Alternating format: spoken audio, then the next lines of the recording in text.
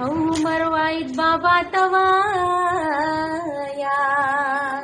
دا دل ربا دی په مصرو کې یادوینا دا دل ربا دی په مصرو کې یادوینا. دوستانو زم صدام او تاسو ګورئ صدام ټي وي. څنګه چې تاسو ته معلومه ده چې په ټیک ټاک باندې یو بابا راوته دی او ډیر ورځ پورس باندې دا په منټ کې تقریبا هغه ویډیو اپلوډ کړي او هغه بی غیرتی شروع کړي دا کم چې زمونږ د پښتنو د پاره ډیر د شرم خبره ده چې آیا پښتانه هغه چې بوډاګان شي نو هغه په دې وخت کې دا کارونه کوي. د دې بابا یو ویډیو تاسو ته پلی کوم هغه تاسو وګورئ. ټول دنیا په تماشا کسترګې ډرون لره هو مړه ډرون لره نازکا سترګې ډرون لره نازکا. نو دا بابا دی او ورځ په ورځ باندې د دې ډېر شرمناکې ویډیوګانې هغه راځي. دې له شرم هم نه ورځي. ډېر زیات خلک هغه به دپسې ویډیوګانې جوړوي چې بابا بس که قلار شه. مختلف قسمه کسانو هغه دې ته چې دی دا ریکویسټ وکړو چې بابا نور د دې ویډیوګانو نه قلار شه خو دا وایي زه دې نه قلارېږم او چې څوک هم څه کولی شي هغه دې وکړي. یو کس دې ته په کمنټس کې ویلي وو چې بابا د مرګ په حالات کې د مرګ په دغه کې د مرګ نه پهله د مرګ تیاري وکړه مشره. دا ورته په کمنټس کې یو کس ویلو نو د کوم ریاکشن چې ونه هغه دارنګ یو تاسو واورئ. چې وایي د مرګ نه مخکې د مرګ تیاری وکړه.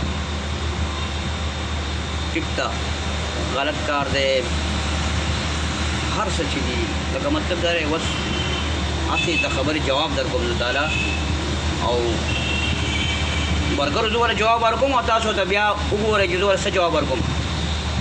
دا ته په ویډیو کې څه ګورې ویډیو خبرې ګناه دی ویډیو کې خبرې کول ګناه دي. تاسو بابا نو که ته مړ هم شي نو دا ویډیو کم ګناهونه چې دي هغه به په تا پسې سټارټ وي ځکه چې تا په دې کې ډانسونه هم کې د جنکو سره په هغې کې ډانسونه کې ګانې پکې وي نو تا پسې به دا ګناهونه هغه د کچا خاورونه جوړ د ځای په ځای پلو کې تور دی تابوت کې بود کې چخکاري دا زمان د جانان تور دی.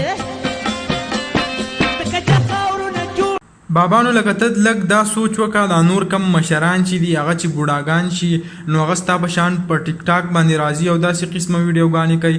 خلک چې بوډاګان شي نو هغه په جومات کې کیني خپل ذکر کوي خدای یادوي د آخرت دپاره تیاری کوي. ته په دې عمر کې راغلی او آخرت ته چې کوم دی هغه ځان د ټیک ټاک په دغه باندې توله کې نو که ته په دې حالات کې مړ شي نو ستا به څه حالي.